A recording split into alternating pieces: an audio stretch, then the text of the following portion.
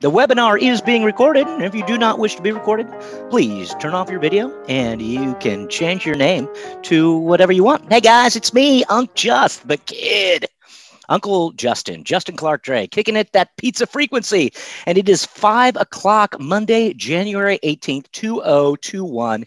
And that means that it is time for dun-da-da-da, office hours. Yes, yes, yes. Hopefully, you have taken one of our on-demand classes, or you have taken a in-person class, and you are here to spend a little QT with us because you are vibrating at that pizza frequency. What does that mean? It means that you like talking about pizza, you like making pizza, but mostly you love sharing pizza with people that you give a ship about. That is that pizza frequency. That is why we are here. We're all vibrating there. So we opened office hours a couple months ago because Noel was receiving a lot of emails. And he didn't want to just spend all day answering email questions. So here's what we're going to do. Unlike our classes where we bring everybody over from attendees to participants, we will encourage everybody to stay back as attendees. The chat. Let me talk to you about the chat. Please, please, please introduce yourselves. Say where you're from. Say what your favorite type of pizza is. When I say pizza, it can be a myriad of different things, different crust styles, different topping combinations. Say what your favorite style is: thin crust, deep dish, Roman, grandma, bar, whatever. And then, throw your Instagram handle, put your face space up in that joint. If you have a website, if you're doing a pop-up, put it in there. Use the chat as growing a pizza community. All right. Use it as a little pizza forum. If somebody asks something, if there's a question, maybe you have some insight, don't hesitate to say, here's a website I use, or this is a pizza peel that I like. I like the aluminum ones. I like the wooden ones. Use the chat as a resource. If you have a question, we encourage you, please put it in the Q&A. Questions will not be answered from the chat.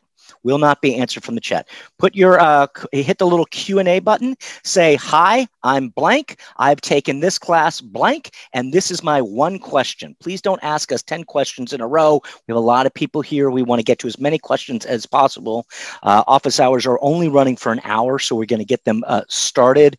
We were doing them for 2, but it was just too long to be on. So we're going to try to get as many questions answered as possible. Look, and if we don't get your question answered, we apologize. But we do encourage you guys to either come back to office hours or take some more classes, or, if worse comes to worse, send Noel an email or DM him, not me. You can DM me, but I'm not very good on Instagram. That's just the nature of the bees. So without any further ado, get your questions loaded, guys. I don't have any questions. What we do is we'll ask the question, and then if we can't answer it right off, we might bring you over as a panelist and ask you to turn your video on, or at least turn your microphone on, because usually, because pizza is a process, a recipe does not pizza make. We talk about the pizza equation. There are definitely a lot of variables in the pizza equation because pizza is very subjective. What you like might not be what I like. And the oven that you are using is probably not the oven that I'm using. And the mixer you have is different from the mixer somebody else's has. And these are all the different variables. So often questions lead to other questions. So that is the nature of the bee's knees. Once again, I'm the kid, Unc Justin Clark Dre, your co-host, your co-pilot, your co-conspirator, partner in crime. We have a particular passion about this pizza process here, ladies and germs. Without any further ado, I'm going to bring him on. Noel, Mr. Slow Rise himself. Noel, Slow Rise Pizza Brohner. Noel, come on down. Come on down. Are you there? Are you there? I hear you. There we go. Justin, sometimes you give me a big build-up, and other times you just like, all right, I'm bringing them on. Boom, boom, boom. Here's the deal. I'm trying to keep you on your toes. No, if you know what I'm going to do. Toes now. If you know what I'm going to do, I know what you're going to do. I just don't know when or how you're going to do it. And you know what? Exactly. It's good. That's one of the things I like about you, Justin, because every time you give your intro, your intro, I got to put my teeth in, right?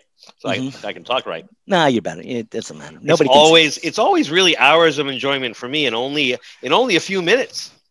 I try to pack as much in those first few minutes as I can. Let me ask you a question. I'm just happy to spend it's a burning QT question. with people. Yeah. Allow I'm me, eating. Please.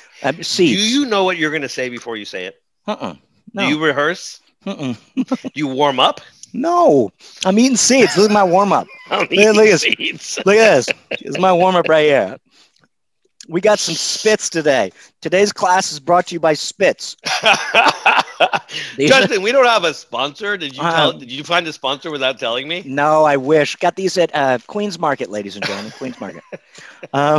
Venice Beach, Is that California. That place across the street? Yeah. Is that the place that keeps calling the cops on you every time you start lowering your boom? We have not been doing a bunch of pizzas lately. That kind of dried up around Thanksgiving. Yeah. We haven't been doing it. When I had to dump out all my pizza sauce that we didn't end up using, it broke my little pizza heart. So. You know where I was today? I was at Surface Restaurants. I had to dump out flour. It kills me. Oh no! Was it in the walk-in or was it just walk-in? That flour, it's got a life of its own. If you leave, I don't know if anybody knows this. If you leave, it's supposed to stay for a long time, right? Leave that stuff. Let's see. When was the last time we used it? February. It must have been. It's 11 months. It's 11 months old. It's got a life of its own. It smells a little funky. It looks. And you said it gets super because it's like, I bet you it's sucking up all the smells up in there. Well, also the smells. Not that they're a bunch, like you said, it smells funky, but I just feel like flour is like a big sponge. It's just like, it's sucking up the moisture, and then all the moisture that's been on all the different stuff that they've got in there. There you go. Now that's not the cold walking. Can you freeze flour? You can. I wouldn't recommend it. Mm-hmm. It changes it for sure. Mm-hmm. I've been doing a lot of frozen pizza projects lately, so you can definitely freeze flour, but you got to be careful. You know what I'm saying? Yeah. Does it? I had some flour that I had vacuum sealed in the it was King Arthur flour. It was bread flour, and I think we had some coupons at one point, and I purchased a bunch, and then I vacuum sealed it, and it says it is expired, but it's doing okay. I think if you vacuum seal it, you're good. I think the problem is the moisture gets in and it starts fermenting or something. That's what I was thinking, and it just we've talked about that a little bit. Is that we've talked about that is one of the variables in your pizza equation, basically. Like in your pizza shop, where do you keep your flour? If your flour is in your walk-in, is your flour by your oven? What's the temperature? And those are things that in some they don't even think about. Is it in the basement? Where the basement? Are you in New York City and your basement is constantly 40 degrees? All those different things people don't really think about, but those are some of the variables in your pizza equation. We want people to start thinking about that. The hairline's looking pretty good today. Dang. Better than ever. You must have. Did you moisturize today? I just did because I just took a sushi. It's a shower. And we don't say in my household, we don't say jump in the shower. Like you don't say that, because I'm afraid that, people say, oh, I'm going to jump in the shower. I'm like, we don't say that. We say, oh, I'm going to go step gently. I'm going to step gently in the shower because you start jumping and there's soap and water. People be slipping and falling. And we don't need any more tragedy. My wife speaks English as a third language. Imagine what she thinks of when I tell her I'm going to jump in the shower. Well, I bet she's like, "Don't you do it, honey." What if something were to happen? Well, actually, she's probably like, "Go." She put some here. I'll put some extra. I've been shampoo. Shampoo in the bottom. Now that we've been stuck in the house together for going on 10 months, maybe more, I think she is trying to get rid of me. Was that conditioner on the floor of the subtle ways. Now, Justin, usually we go on and on like this for hours. We can't. Let's do it. I limited the session today to 1 hour, and I know there's some burning questions out there. So, guys, a few ground rules. I know Justin already kind of said it, but let me say it again. This is for people who have taken our class. So we really want to make sure that if you've taken our video on demand class, or if you are taking our video on demand class, or if you have taken our live Zoom class, this is for you. We want to be able to do follow-up questions. We want to be able to do questions to help you out. If you're doing the advanced or the intermediate or the beginner, we're good. Also, if you haven't taken the class before and you have questions, we do welcome you to ask them. But again, we want you to tell us if you're doing a video on demand class, what level are you at? If you did a live Zoom class, what level if you're at? If you've never done a class, just tell us you've never done a class, because depending on what level you're at, we'll know how to answer, right? And there's always people that are spying, Justin, that want me to consult for them. So if you're just looking for some some free information on consulting, just say, hey, hey, thinking about opening a place, or just give us some information. So yeah, don't be we know how to sneaky. answer. Don't be sneaky, because the more info that we know, the better we know how to answer the And questions. Justin, what are we going to do if they don't give us any info? We're just going to like ignore them? Yeah, I think so. This is a streamlined class. It's a streamlined class. We gotta, we already Guys, wasted. I'm letting Justin take the lead on this, and that's a dangerous thing for any of you who know Justin. Mm-hmm. Does your wife ever let you take the lead? No, I don't think so. No, Does your wife let you shower first? No. She's in there. Either. She's in there squirting, shampoo on the floor. That's why I step gently. Good. Good. All right. So it's the Vong family. Oh, yay! Our friends that were just with us. Okay. So we had a great class the other day with the Vong family, and it's wonderful. Thank you guys so much for being with us, and thank you for jumping back in on the Q&A. Okay, so we would like to know if we can skip the refrigeration step and bake without refrigeration. So that is, I think what they're asking is, what we recommend is you let it sit for an hour in bulk, and then after an hour in bulk and a couple stretch and folds, then you go into the fridge. What we like to do, a minimum of like overnight, 12 hours, maybe 24 hours before bringing the dough out, and then balling it up and then bringing it to room temperature before baking. But they're asking if we can skip that step. And if they can, how long do they do the bulk fermentation for before we can bake? So, couple things. Can I pitch you some stuff? So I feel like you've said, if you want to, there are two things here that I'm thinking. It's like a same day dough. If you want to do a same day dough, if you want to mix your dough and eat it later that afternoon, which is maybe what you guys are saying. Noel, you've said two things. A little warmer water, a little bit more yeast, maybe. Is that correct? That's two of the things that I say, yes. Okay, so there's that option. And then option B is use warmer water, right? Well, wasn't that part of option A? Right, but if you want to, like, how long, like Neapolitan style, traditionally? That's a question? Yeah, that's a question. It's traditionally not refrigerated, correct? It's not. But here's what I would say, guys. So if you are looking to take a shortcut, you're not going to make good bread or pizza. Mm-hmm. So if you're just looking to like shorten the amount of time, probably what you need to do is, well, you know what? What would be great, Justin, if we could bring them on and find out what are they trying to save time, or they not have any room in their refrigerator? Because I need to understand what they're trying to do. Because, like, okay, two things I can say. Number one, you brought up Neapolitan style. So the Neapolitans would take they would take whatever amount of yeast they're using. Say two grams of instant dry yeast in the New York full batch. Hi, Vong. There you go. Come on down. Here's what I would say, guys. Cut that by 90%. And hey, guys, I recognize those mustaches. It's our Would you guys like to unmute family, so we can have a quick little conversation? It's our excellent chef. Wait. I have a first question. I know you asked the question, but let me ask one. You guys wear mustaches when you're not on Zoom or only on Zoom? Just for this Zoom. I love it. That's so cool. Justin, you love it? I do. All right. So what are you guys trying to do? I'll help you. So we're just wondering if we can shorten the process and bake the same day. Yeah, but don't shorten it by too much. Here's the thing. You can shorten the process, but you're going to have to do something advanced, like sourdough, poolish, or that's more intermediate or advanced. If you just want to stick with your intermediate skills and shorten the process, here's what I'd say. Wake up really early in the morning, like really early. All right. And mix before breakfast. Have a cup of coffee. That's what I do. Mix. And then let your dough sit out for probably 4 hours. All right. Then let's say you get up at 6 in the morning. Then it'll be 10. Right. Then ball your dough and let it sit out for another 6 hours or so, maybe 7. That's about the shortest I would go. I know Neapolitan guys and gals that do about 8 hours. That's the absolute minimum. I think that dough needs about 10 or 12 hours, preferably 16 hours, but that's me. So to answer your question as briefly as I can, I would say you need to cut the yeast by about 75 or 80 or even 90%. Like Justin said, maybe use warmer water. right? And then maybe see what happens after 8 hours to start. That's my best answer. Is it going to be great pizza? No, not really. Is it going to be edible? Absolutely.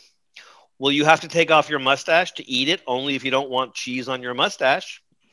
No way. Keep it on. Look. Here's what I always say. Justin almost quoted me correctly. He always gets my quotes by 99%. If you are looking to save time, go make yourself a quesadilla. All right? Or Justin calls them quesadillas, right? No, it's a pizza. It's a pizzadilla. No, a pizzadilla. It's a tour pizza is what I like to make. Fermentation takes time. No. I'll give you an instance. Do you like cheese?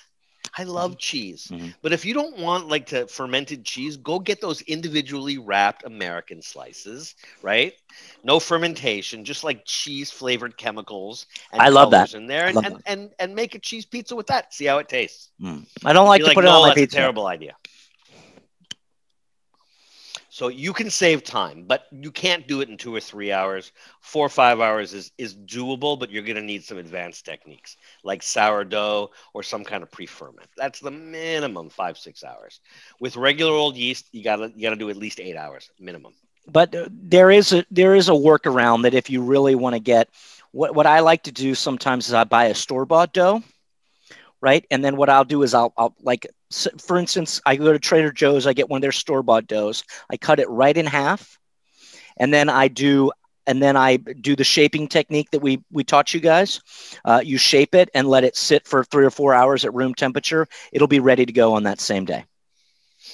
And then you can just, dimple it out like we've talked about. And that's a workaround. Unfortunately, you're not making the same dough. Another thing, like Noel was saying, I love making torpizzas.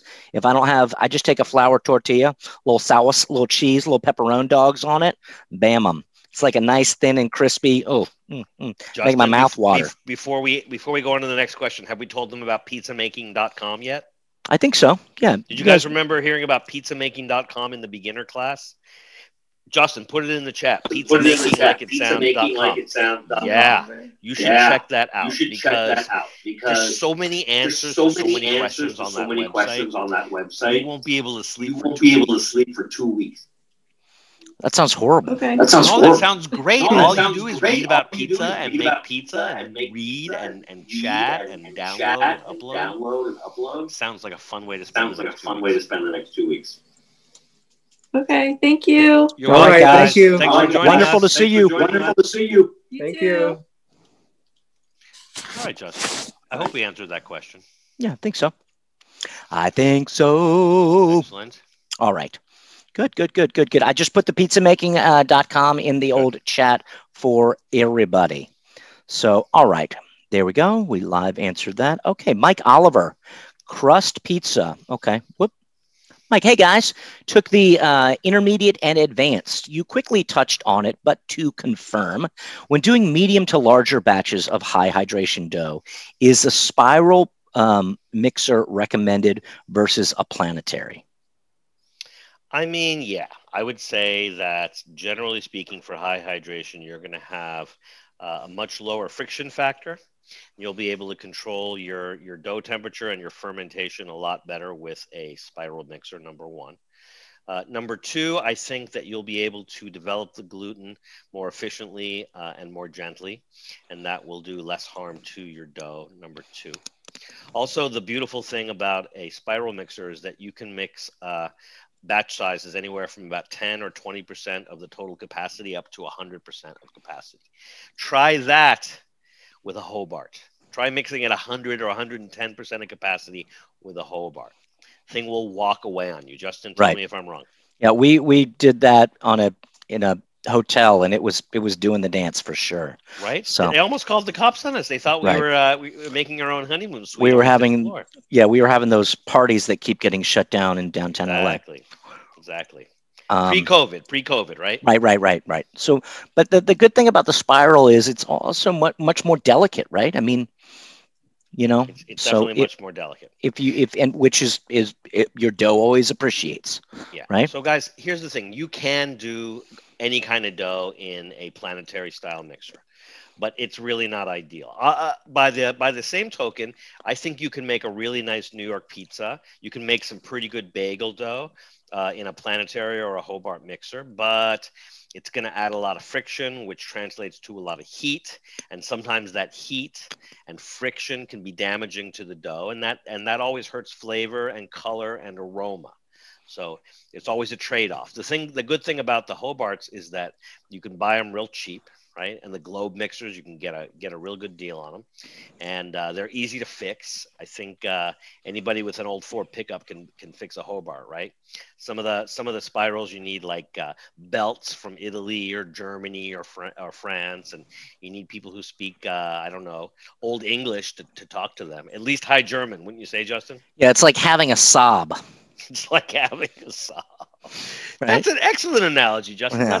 That's my favorite. That's my favorite analogy. You know, I've always wanted a Le Car, but Gotcha. So remember excellent the old question. If you Le got Cars? follow-ups, let us know. We love spiral mixers. Don't Yeah. we, Justin? Mike is also asking. He mentioned that a stiffer pre-ferment is better. Whoops, what did I just do? Stiffer pre-ferment is better for high hydration doughs. That's correct. Did we lose Yeah, the question? so better with an ideal percentage of Biga with an 85% hydration. Yeah, because it what Biga does is it helps with a lot of strength, and then when you're using such high hydration, you want those air bubbles to get trapped in there. You don't want them pooping Escaping. out. Yeah, you don't want them There you go. plopping out all over the place. The other thing I would say is that especially for Italian doughs that are high hydration, it's also just traditional to use a biga. And what you'll find is with the stiffer doughs, you'll find people using a pouliche to make them lighter and airier and more fermented and also more extensible. Gotcha. So that's the trade-off there. Let me just go ahead and say one more thing, guys. Because I'm trying to do both. I'm mostly focused on the Q&A. If you do have questions, please don't put them in the chat. Ask us in the Q&A. I'm not really on the chat right now. I want to encourage you guys to use the chat betwixt yourselves. So if you do have a question, make sure it goes in the Q&A, not the chat. So, yeah, Biga is much better for higher hydration. Mike, Gary, your friend of mine, Gary, I call him Gary Gold. Adam Kuban had us add oil in the initial water and mix then. This is from the bar quote unquote style pizza class that Adam has done 2 times. Adam Kuban he's breaking the waves, or did, of pizza forums and pizza vlogging in the infancy of the internets, let's say, and known for his bar quote unquote style pizzas. He added oil in the initial water and mix. Most others add oil later. Can we talk about that? Can you explain the differences with adding the oil at the TOP versus like a lot of the Italian mixes that you and I believe have done? And tell me I'm crazy. They like to add the oil later after the hydration is in. Is that correct? Am I tripping? You're tripping. So I don't think it has anything to do with Italian mixes. But Justin, nice try. So here's what I would say, guys. The European style of artisan bread baking always says develop your gluten first, then add fats.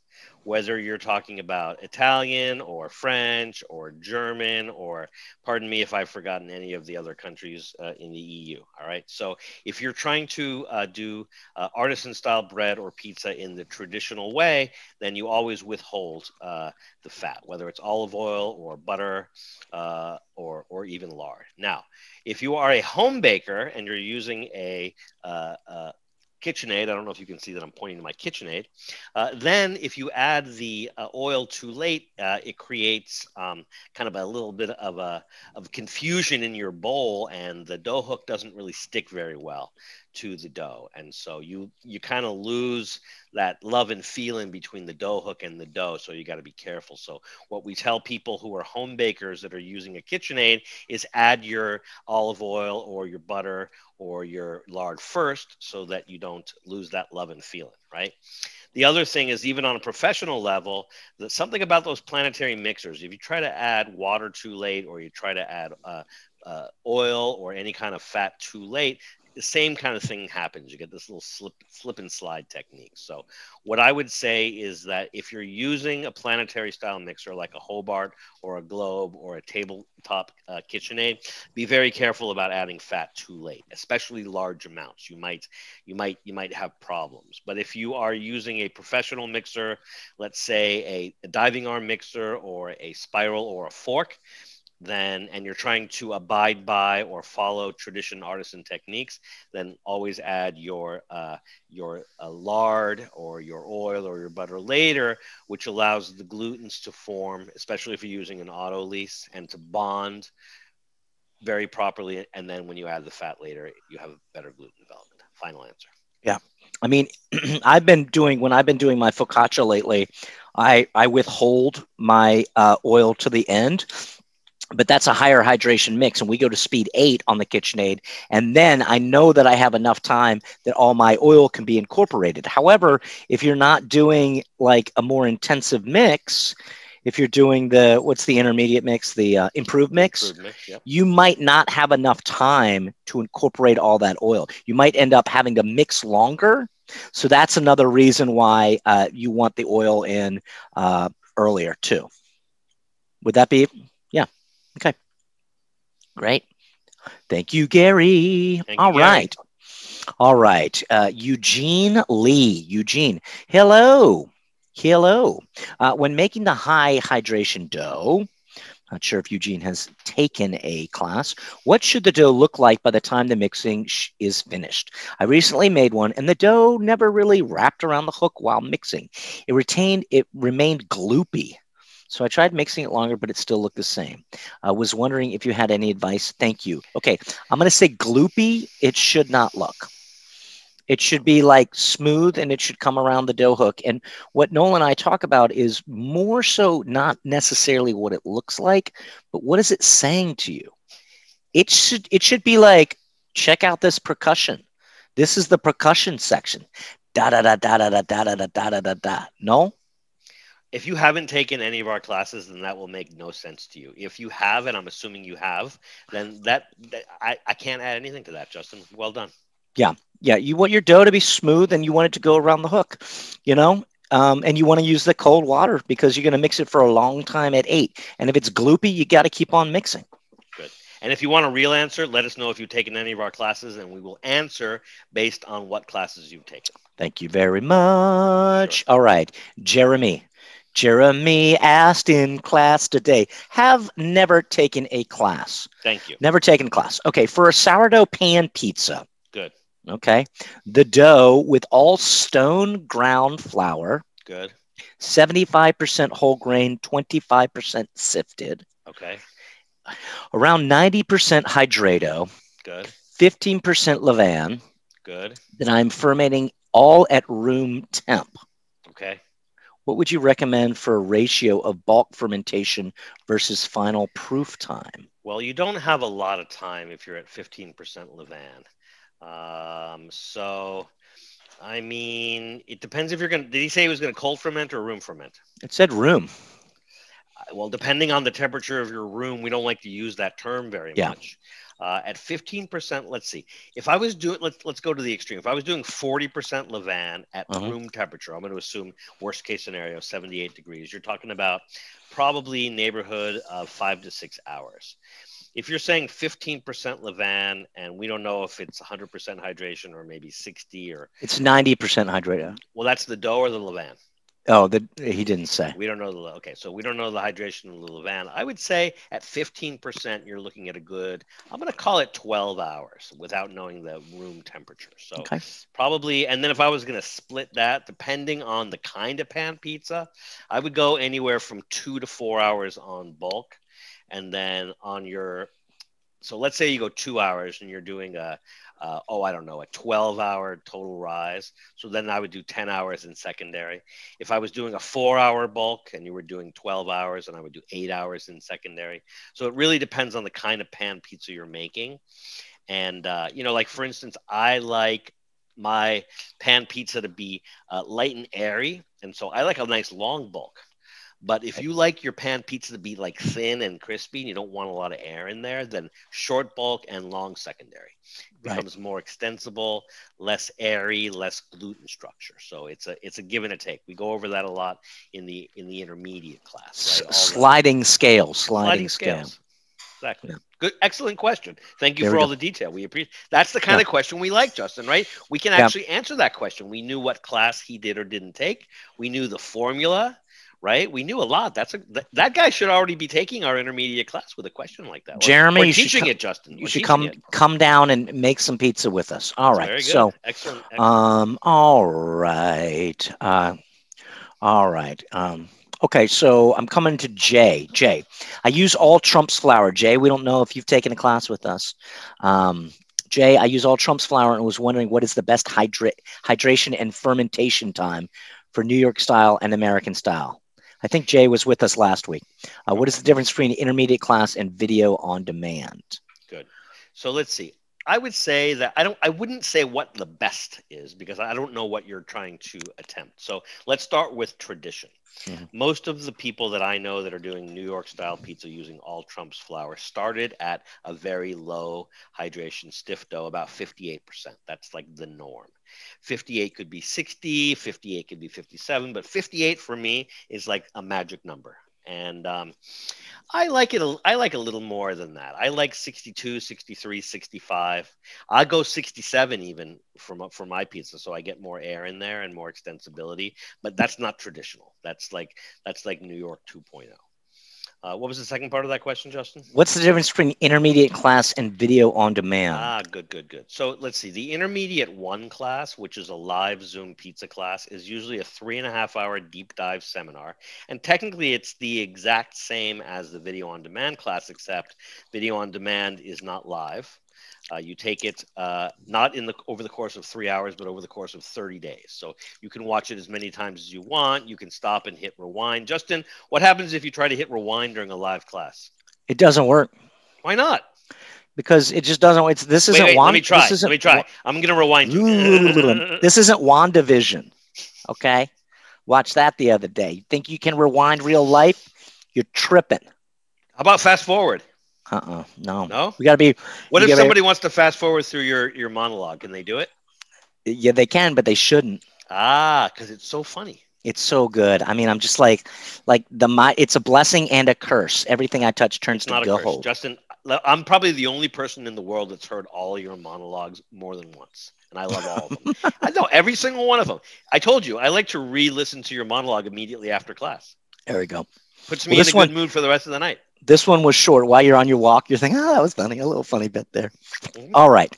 So Jay, I would say if you want to take the intermediate class, yes, the on-demand is a good option. However, you do not get the lovely give and take. And if you have more questions, we spend a lot of time answering questions during the class. So, yeah.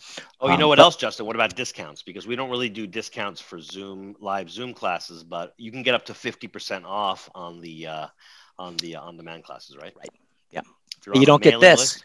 You don't get the. Oh yeah, jump on that mailing list. Jeez Louise. 50%. That's good. Some people, you know what? A lot. Some people, Justin, are going to get 100% off this time around. You know why? Because if we choose your class to make the video on demand class, you get 100% off. Holy moly! That means your next class, your next video on demand class. Like if you, let's say for instance, we Inez's class is coming up again, right?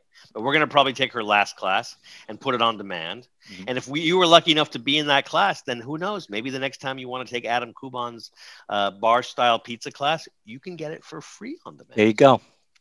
There's a lot of discounts for on demand. That's for sure. Yep. Just say thank you for spending. Also, I have to say it. I mean, I take it for granted that everybody lives in the Pacific Standard Time, but it turns out I am wrong again. Typical LA type, right? Thinks he lives in the center of the universe. Very narrow viewpoint. Very narrow, right? Santa Monica. Oh my God. Typical West Side liberal. Probably drives an Audi. Mm-hmm. Probably has a Saab. Probably has probably has a Saab. Audi's a very 80s thing. Saab is very 90s. All right, focus. No, I'm trying. How much time do we have left? 30. We have. It's 5:34. Hurry up. This will be done real quick.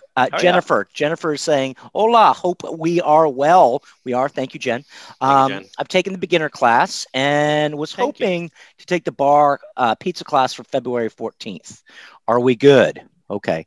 I've taken the beginner class and I'm hoping to take the bar pizza class February 3rd. Are we good, or am I missing a step? I don't know. Good question. I think I know what you mean. So if you've taken the beginner class, then you're good to take the intermediate class. Now, may I recommend? I would recommend, though, it's much better to take that class if you have a mixer. That's true. That's true. Because in the beginner class, we focus on the hand mix. In the intermediate class, we do the same recipe, but we do it on the improved mix with Noel has a KitchenAid, and that's the one we use as an example. In Adam's class, he uses a KitchenAid mixer to mix his dough. A Beezy in the background, what it did. So that would be one thing that I would recommend. No. Yeah, and here's how I was going to answer the question. The thing about the intermediate 2 class is that it assumes that you've taken intermediate 1. And so what we do in intermediate 2 is we ask you to make a batch of dough in advance. And that assumes that you understand what we've taught you in intermediate 1.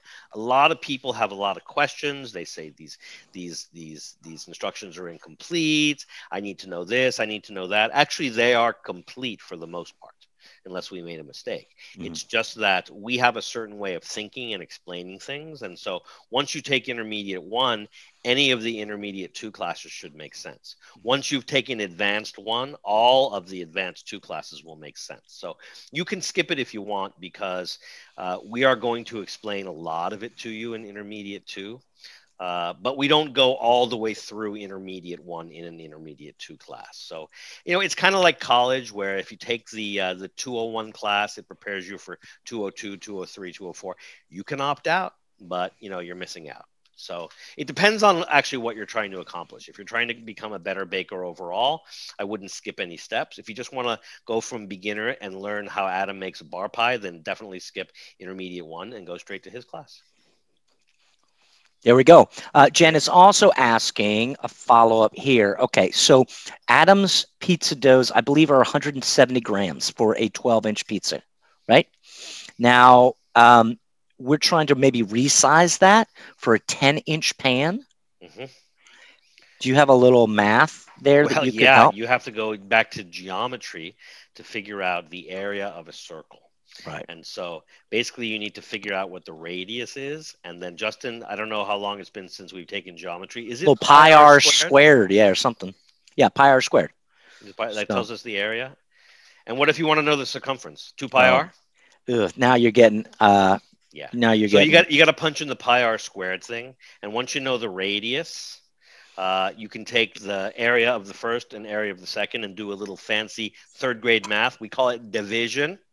Right. So maybe one of them is maybe the difference between 170 and I don't know, 210 is 30%. So you can kind of figure it out that way. But really just go ask Google how to tell the difference between the circle that has a let's see, if it's a 7-inch pan that he's using. Is that what it was? That means the radius 12. All right. So wait, so Adams was a 12 and it was a 170. Yeah. So we got to figure out the area of that circle right there. Right. Just say, what's the area of a 10-inch pan and a 12-inch pan? And then, we can find that ratio. Yeah. But it's not going to be what you think it is. If the difference in the diameter or the ratio, the diameter or the radius is 5 or 10 or 15%, it's not going to be the difference in the area, because it's all about pi. Yeah. You can't be, because it's like 2 inches less, or you're doing a 10. You can't say, well, it's 2 inches less and then take 20% of it. It doesn't work like that. You got to do a little math in there. There you go. Now, people get really confused about that, Justin, because if you go from an 18-inch pizza to a 20-inch pizza, they're like, oh, it's just 2 inches. But if you do the math, I think the difference in area is about 20%. Yeah, it's a lot more surface area. Right? Yeah. I don't know. I don't understand things like math. Yes, you do, So- Justin. You always play dumb like that. I know you do. So, okay. So Gary's saying Adam's pizzas were $1.75. Okay. 175. So thank you, Gary. Thank you. So 175 for a 12-inch. You just ask the Googs how many square inches are in a 12-inch pie, Ask the Googs. I love it. and then divide that. Right. Yeah. Hey, Yeah. Jennifer has a KitchenAid, so she's in luck. How about that? Oh, perf, Jen. Perf. I like it. I like it a lot. Telling you. Oh, Gary's getting. He wants to know something. Here we Is go. there Gary. a reference chart for DDTs? Is that what he's asking? Mhm. Yeah, believe- advanced bread and pastry. It's only $180. There's no chart. Mm-hmm. There's no chart. Justin, is there a chart for kissing? If you love your wife, how many minutes do you kiss her for? Mm-hmm. You I have got a it. chart. Yeah, I'll send it over to Forward you. that to Gary. Yeah, it's a love or a like, or I think Madonna had it. Really? Yeah, I think Madonna made a Yeah, chart. I wish there was a chart. Gary, if you can figure out how to make a chart, I'll invest. Traditionally, I think there's no chart, but like traditionally Neapolitan is what, 78? I would say 78 to 80. Yeah. New York is what, 70 to 72? 70 to 72 is a pretty good guess, Justin. Excellent. You're 2 for 2. Top 74. How about Roman? You gonna say 74? Yeah, we like 70. We like 74 for Have our. you been practicing? No, I've done I this asked a you lot before now. if you rehearsed. No. Last week you had no idea, and this week you're spot on. I got it. Those are doing, Justin. Those are the three that we know, Gary. You're lowering the bar and then leaping over it. I'm onto you. I just keep my expectations very low for everybody. You're doing a good Are you job. kidding me? Look at these. You just shocked me. Mm-hmm. I should be playing baseball with all these seeds I'm spitting. You should be playing baseball. Yeah. Gary, that might be something for doing a little recon on the old pizza making forum. I think that if you do some deep dives, you can find some funky charts that people have gone through. But that's our rule of thumb.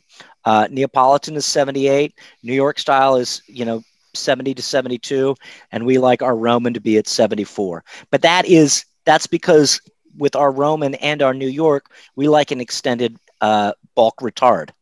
So we have a tendency, if we were mixing, if you want to use your focaccia on the same day, you got to mix it a little warmer because you got to activate that yeast. That's the thing. Remember, it's a sliding scale. Vong family, that's another thing. Like Noel was saying, if you want to use your dough later that day, use warm water. The yeast is like, yeah, let's get this party started. It's not going to taste as good. Might be a little blown out. It's not going to have any complex flavors, but you can get there. You can have pizza. If you can have pizza on a bagel, you can have pizza anytime. Yeah. So Gary, I think he took Adam's class, and I'm not sure if he's taken any other classes. So just so you understand, like what DDT is about, desired dough temperature, it's two things really. It's tradition, right? If you're making a baguette or brioche or pizza, those different styles have traditional desired dough temperatures. And then if you're going to change the fermentation schedule, then you may want to change the desired dough temperature to affect a different schedule, right? So if you're gonna ferment longer, then you might decrease the DDT. If you're going to shorten the fermentation time, like we were talking about with the Vongs, you may want to raise the DDT, or as Justin said, use warmer water or more yeast. So that's the equation. But if there's a chart out there, I've never heard of it. But pizza making, who knows? One of those crazy people on pizza making probably has a chart. Report back next week, Gary, please. Yeah, I'm excited. Jen says she's going to use that 10-inch size. She got a South Shore Boston version of the bar style pizza. So Gary, hopefully he said he couldn't find it. Okay, so Gary, yeah, the intermediate and the first advanced. So the intermediate, we have that DDT formula in there. So maybe we'll have to bring Gary on. So how did you come to those trial and error? The DDT for the Neapolitan was 78 degrees. So you can't get your DDT correct until you know your friction factor. So when you start making pizza, that's why we say it's a quest. It's like a game of golf. You don't actually, it's not like, oh, this is how you make pizza and it's going to be the same forever. It changes. It's modular. It's alive, right? So you have to start saying, well, what is my friction factor in my mixer? And then once you get, but you can only find that out after making pizza dough. So you got to take all your, the room temp, the water temp, the flour temp, do the little dance, put a friction factor estimate, right? And see when your dough comes back out. Then you stick it, and then you apply that temperature to the equation. And that will give you your friction factor estimate with those flours, with those times, with those temperatures on that style, correct? And so it is trial and error. You just got to keep doing it to every time I do it, every time I make pizza, I'm doing I'm trying to nail my DDT because I want to know what's my make to bake. When am I going to eat this, like Noel is saying? What is my make to bake schedule? So if I'm going to use it earlier, I want it to be a little warmer. If I'm going to let it sit for 5 to 10 days in the refrigerator, I'm going to mix it to 70 degrees, stick it in the fridge, be gravy in 5 days. Because remember, it's like Han Solo and carbonite. That's what we're doing to our little yeasts, right? They're still partying. He's still alive. Han Solo is still alive. Trust me, he's going to come out on Jabba's barge. But Princess Leia doesn't know that.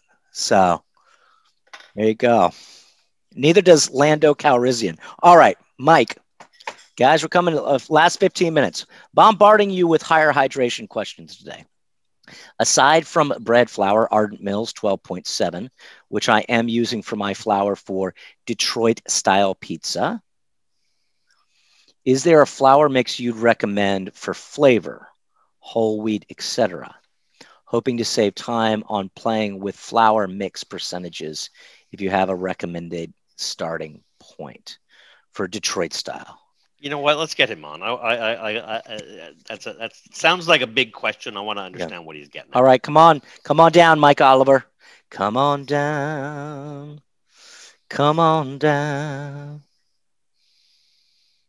It sounds like a loaded question to me. I don't want to assume anything. You know what I'm saying? Yeah. Guys, by the way, while we're waiting for Mike, give me 1 sec. I did put a link in the chat, and right now I'm on the pizza area calculator.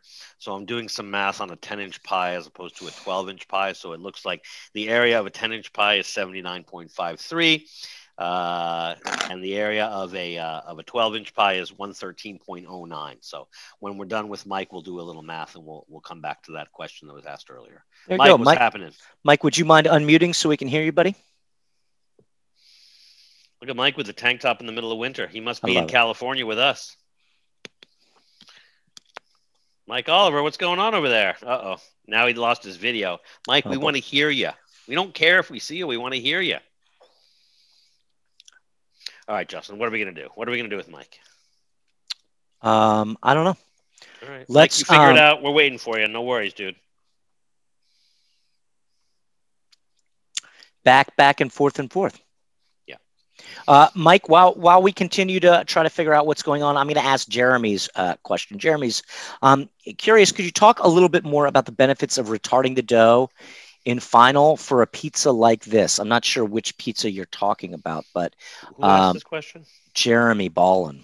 What do we know about Jeremy? What class is he? Jeremy, I don't know. Did he never taken the class, but he's talking about his sourdough pan pizza dough. He asked all those 75% whole grain, 25 sifted. Let's get that guy on. All right, Jeremy. Late in the class. We only have 12 minutes left. I don't want to guess. All right, here we go, Jeremy. Coming back on. Come on, Jeremy, if you're there. Hello. Hey, Jeremy, what's up? How's it going, y'all? It's going well. Thanks for asking. What's up, Jeremy? And there's Mike. What can we do you for? We're going to hold on 1 second, Mikey. Give us your question again. We want to understand. You haven't taken any of our classes, right? I haven't. I run a little bakery in Portland. I'm using all Camus Country Mill flours. We love that flour. Yeah. And right now, I'm just doing a really simple veggie pizza, and I'm using my like country bread dough. Good. And baking same day, kind of at the very end of my baking schedule while I have the loaves in. You're using a sourdough, I'm assuming. If you're I am using a sourdough. Right? It's a relatively, it's like a 85% starter or 85% hydration sourdough. Good. And so what are you trying to right do? now, What are you trying to do? I'm just wondering whether it would make more sense for me to retard the dough overnight. Right now, I'm baking all my bread and pizza the day before my market, and I'm wondering if it would be better to put my pizza dough in the fridge overnight and bake in the morning. All I right, know so the freshness is obviously a thing. Yeah, yeah. So that country dough that you're making, what percent of the flour weight is levain? It's 15. 15. All right. So Yeah. here's the thing. And like, do you generally retard at room temperature? Do you use a retarder? Do you use a walk-in? If you were going to retard Everything's dough? all room temperature. So I'm Okay, baking in a kitchen that's around 72 degrees would be Yeah. my guess. So And everything's room temperature. Usually my loaves are ready to bake in around 7 hours. yeah. And let me ask you a question. Just for your schedule, would it make any sense to make pizza in the morning and serve it at the market? It will soon. Yeah. For right now, no. But I will have that option available to me like in another month or so, and I'm just wondering whether it's worth changing that up or not. You know what? Here's the thing. If you're not already refrigerating your dough, then don't do it. What I would say is, and I don't know if you can do this, when I go overnight on using natural levain, I like to bring the levain down to about 5% of the flour weight. Because then you get really beautiful acidity, and you can let the dough sit at whatever temperature overnight, and it's not going anywhere, right? But you're saying you want to use your country dough at 15% levain, right? Yeah.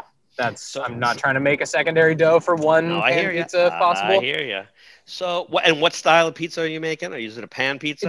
It's a pan pizza. Yeah, it's just a big tray pizza with a bunch of vegetables on it. Yeah. So here's the thing. And are people going to eat it at the market, like right there, or are they going to bring it home and reheat it?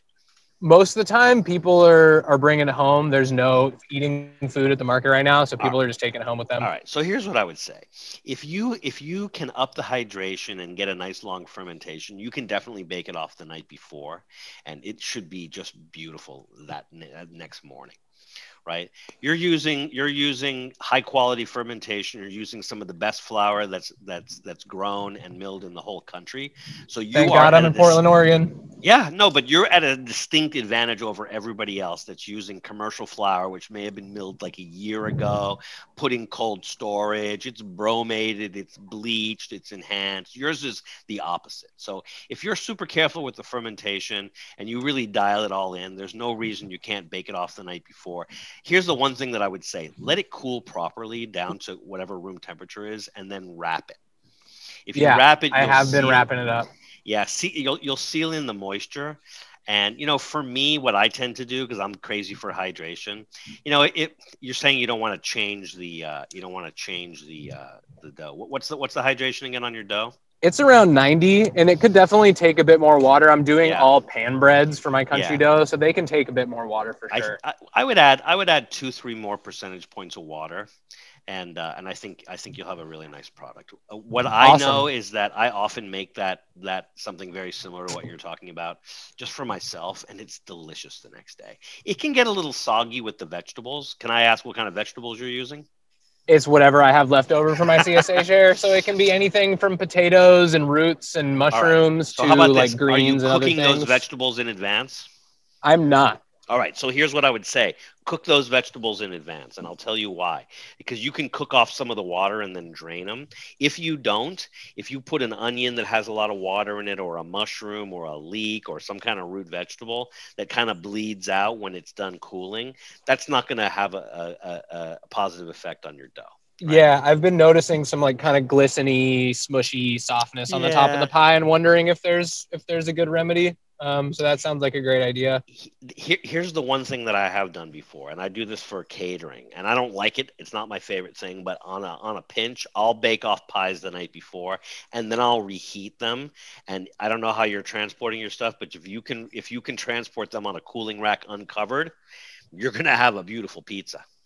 Yeah, totally. Yeah. You have no way of heating them up on site, right? You don't have a hot plate. Not yet. I'm thinking about buying one of those little Camp Chef ovens to heat them up on site and serve them hot to people. Let me tell you, you don't even need one of those. You know what you need for a pan pizza is a griddle.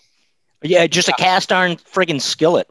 That's what I love. No, but like a griddle, yeah, griddle. yeah. Like a Blackstone. Yeah. Like a griddle, Yeah. a griddle. So like a flat top, right? Because then you're crisping up the bottom, right? And you don't Totally. really need to reheat the top again, but you want to crisp up that bottom so people have like a nice way of enjoying it.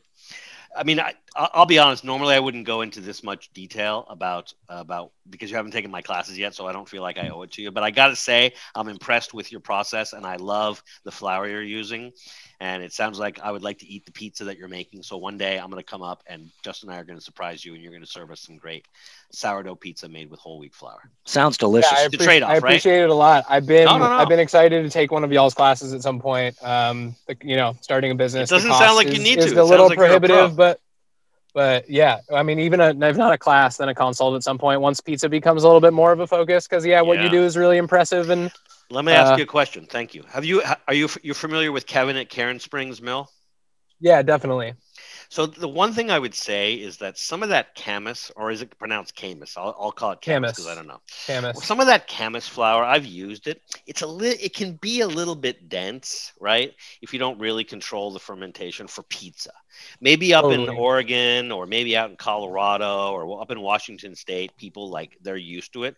Like down here in Southern California, I got to pull out all the stops.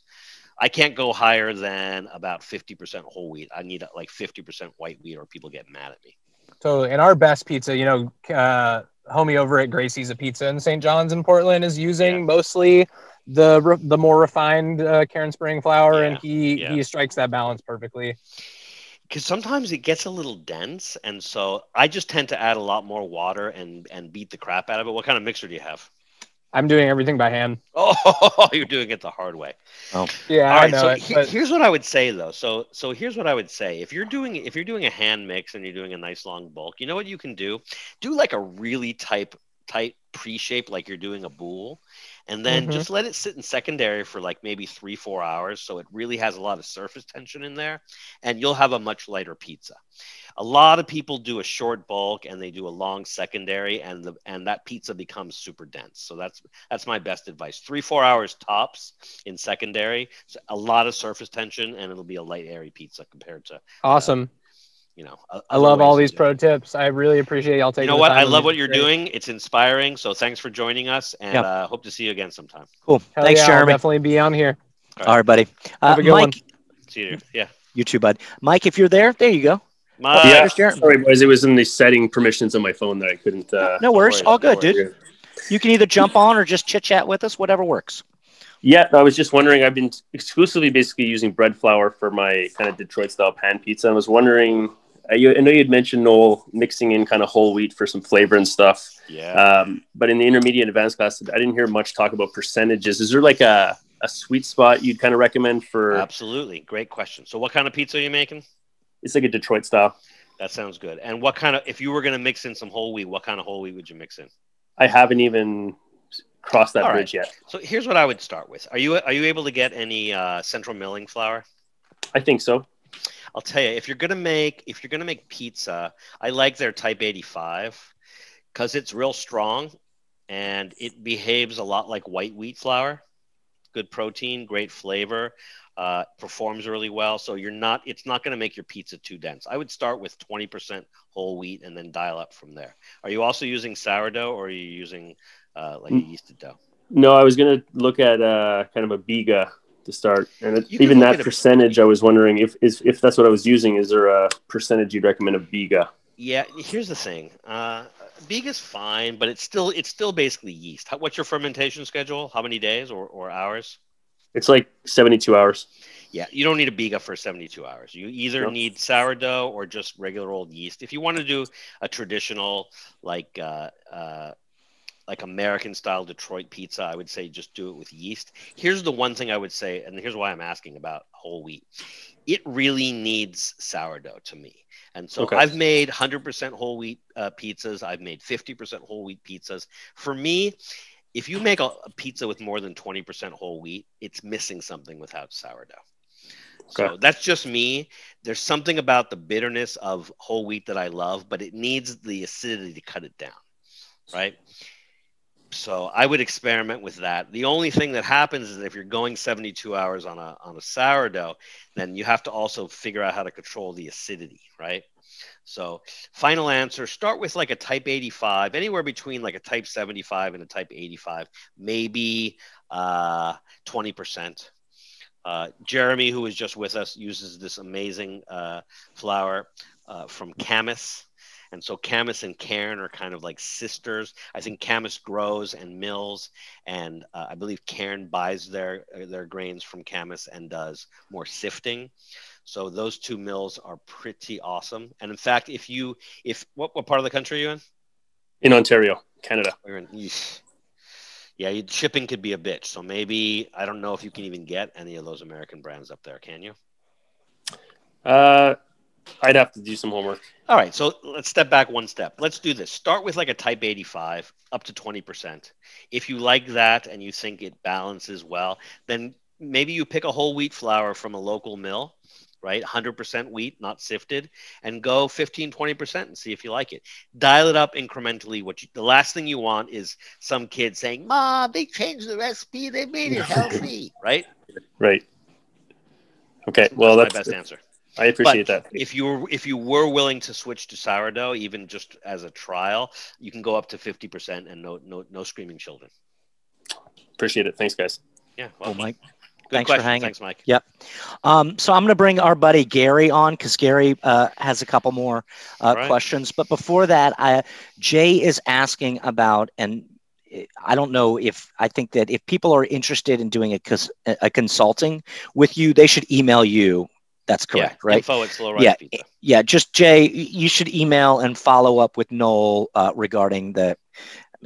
Tomorrow I'm doing all consulting calls from noon till a lot of people are interested in frozen pizza and pan style pizza and you name it. People are going crazy for pizza right now. Hey, pizza is beautiful. It's bringing us together. It's literally breaking bread with people that we give a shit about. And somebody that we give a shit about is our boy, Gary the Golden Man. Gary, go. Come on, Gary. Hey, Justin, you have to let me know when I can start sending you out on consulting calls. Soon. This whole like hanging out and working on your physique is getting a little old. Oh my God, my physique is just growing. Getting a little old, Justin. The pizza world needs you. Gary, are you there? Gary, come over. There he is. Gary. What's up, Gary? Nice to see you guys. It's nice wonderful to see you too, my friend. So I just wanted, I know you were asking a bunch of questions. So yeah, I don't know if there is like a DDT guide anywhere. It's just from all the different styles that we've worked on, like that's usually would you say that there's a DDT for like a Detroit style? What would you think that would be? No. If you go to Detroit and ask them what their DDT is, they'll punch you in the head. The thing is, though, is I've taken your classes, and that has changed radically how I look at dough temperature. So now this is a primary concern for me.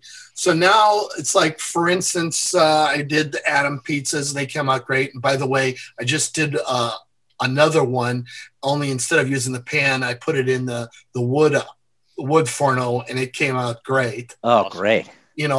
But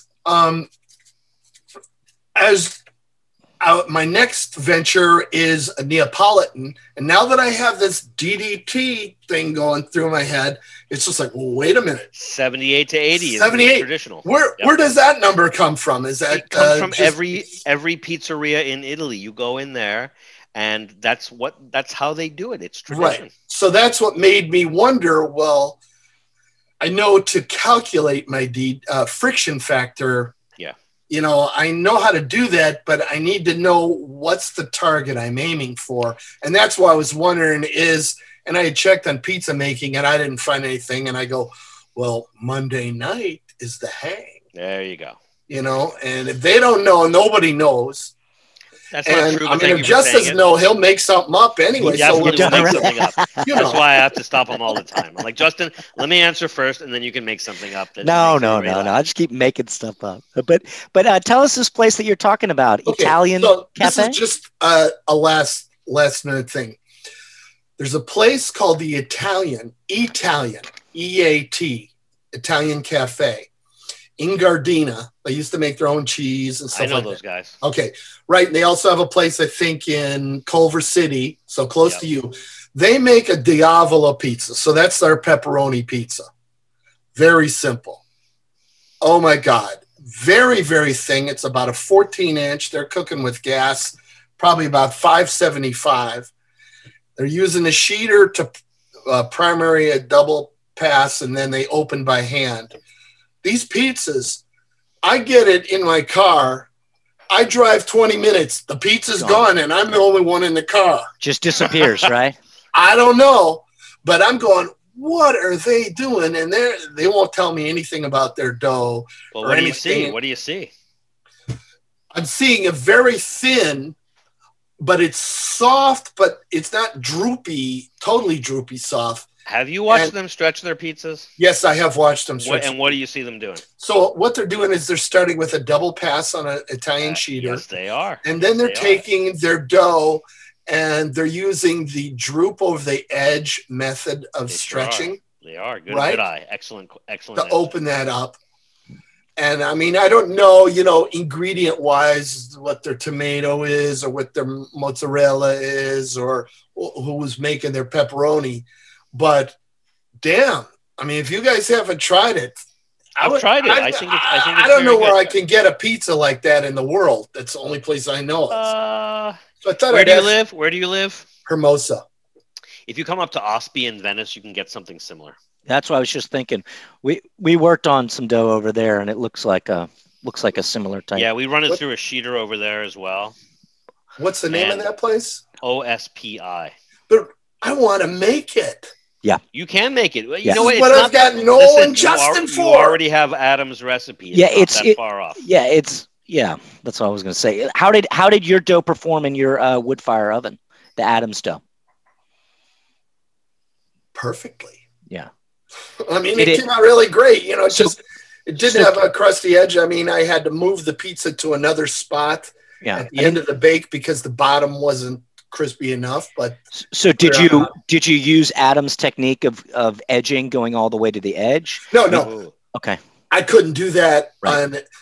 I could do that if I use those Teflon plastic sheets. You know about what I'm talking about? There's Teflon sheets, baking sheets. Leo Spazzeri showed me this in a Chicago thin crust demo that they use these sheets. They're like $3 each. You buy them on Amazon or whatever. And it can withstand 500 degrees or whatever. And you put it under the pizza and you cook the pizza on it. So when the cheese melts off the edge, it doesn't screw up your deck. Right. Awesome. And you can pull it off. But I find that the bottom doesn't get crispy enough. So on Adams, because I didn't want to do the cheese all the way to the edge, right? Which I love, by the way. I mean, I bought the pan. Gary, we're running short on time. Okay. We got to wrap it up because I see some other. Anyway, I see Josh Hernandez. Like I got a question. I just want to know if you had tried that pizza, and if so, how are they making that dough? What's going on? It's very similar to Adam's recipe. I happen to know that for a fact. I know the style. And I know that it's very similar to Adam's. I know they're probably using an Italian flour with no malt. And so that's why it's kind of pale. And you saw what they're doing to it. Adam uses a rolling pin. They're using a double pass sheeter. So just a straight 00. Yeah, and they're using a hotter oven than Adam's using. They're cooking at 575 with gas. You already know all the answers. Stop asking me. They keep kicking me out. I keep crawling around. They go, is that a guy under the pizza oven? Exactly. Exactly. I go, is it ready? And they hand it to me and I leave. It's a good pizza. The only thing I don't like about their pizza, and I like everything about that whole place, is that I feel like the shelf life on a thin crust pizza like that is not very long. But they don't top it very heavy, so it's okay. Yeah, that's another car ride from Gardena to Hermosa. It's perfect timing. When you're right, Gary. Thank you. Thank you, guys. Appreciate it. Gary, if you want to put a link to that place in the chat, and for people who don't know about it, it's awesome. I support lots of pizzerias around the world, especially ones that aren't on the west side of LA, which, contrary to popular belief, is not the center of the universe. Josh used to live in LA. He knows what I'm talking about. People like me are nuts, right, Josh? Hey, Josh, unmute for a sec, would you? Yeah. What are you doing over there? Oh man, I've been in Detroit Pizza City for the past 3 days. I saw some of those pizzas you've been posting. How's it going? It's going well. I did another 2 today. Just kind of tweaked the recipe up, messing with the hydration. Just Now I got a poignant question for you. I hope you can answer it. Have you ever been to Detroit? I was born in Michigan. What? So you know what you're doing. All right, you're the only person, one of 3 people I've ever asked that question to that's answered correctly. Yeah. I was a little known fact, born in Michigan. Really? So you grew up eating that pizza before it was even called Detroit style? It was just called pizza, right? Yeah, just called pizza. Yeah. I'm impressed because most of the people that I know trying to make Detroit style pizza have never been anywhere near Detroit. Yeah. Funny how that works. I'm not saying you have to be from Detroit, but it sure helps to have been there and eaten the pizza if you're trying to emulate it, right? Yeah. It's been fun though. It's been really fun. How's your Frico crust? Is that working? Yeah, I was playing around with it today, so just kind of experimenting with adding cheese sort of halfway through the bake, like, you know, so that it's not like super aggressive, like in terms of the color. Yeah. My first round, I was using like some pretty finely shredded. It's supposed to be like brick cheese and all that. Yeah. But I was using like some pretty finely shredded low moisture mozzarella for the Frico. Yeah. And it was so fine that it just wasn't. It was kind of going for like the lacy kind of crown of cheese. Yeah. I got it. But so I got some more coarsely shredded mozz today, and it came out really nice. Very, very nice. Send me some pictures. Hey, I got a pizza oven related question for you. Okay. Shoot. Remember at Bestia when we used to in the pizza station we used to do those mussels? Yeah.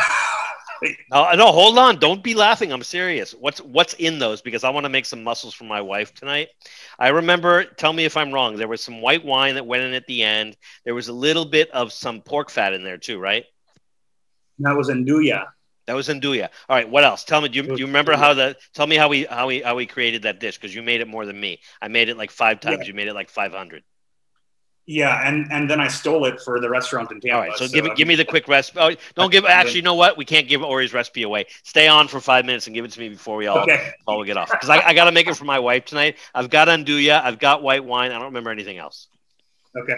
Yeah, all right, good. Done. Guys, Aaron. Aaron. Good to see you, bud. Guys, I hate to tell you, but we are at the end. Justin, I hope we got all the questions answered. I do not have time to stay on tonight like I do for 2 hours. I apologize. I'm going to talk with Josh and then get off. So I hope everybody got their questions answered. It's one of these crazy weeks, guys. We've got a lot going on, and so I need to get off and get back to my life. But thank you all for joining me. We'll be back on next week for another version of Noel and Justin's Office Hours. Yeah, we're doing beginner class, Thursday, Friday, and then we've got a pizza party on Sunday. Is that correct? I don't know if Greg is going to be available. We're going to do a pizza party with Greg Grunberg, but he's a big actor, and believe it or not, the Screen Actors Guild called. So it could mean a lot of things. There we go. Could mean that Hollywood's opening up again. Wouldn't that be nice? Fingers crossed. Fingers crossed. Your boy. Crossed, right? Your boy. There you go. All right, everybody. We love you. You know the dealio. Stay safe, stay strong, belong with one another. The opposite of being short with one another, because, hey, we all belong here together. And please, please, please, pizza always, even pineapple, and always pizza. Thank you guys so very much. Pieces and slices, and love to all. Thank you, everybody. See you guys.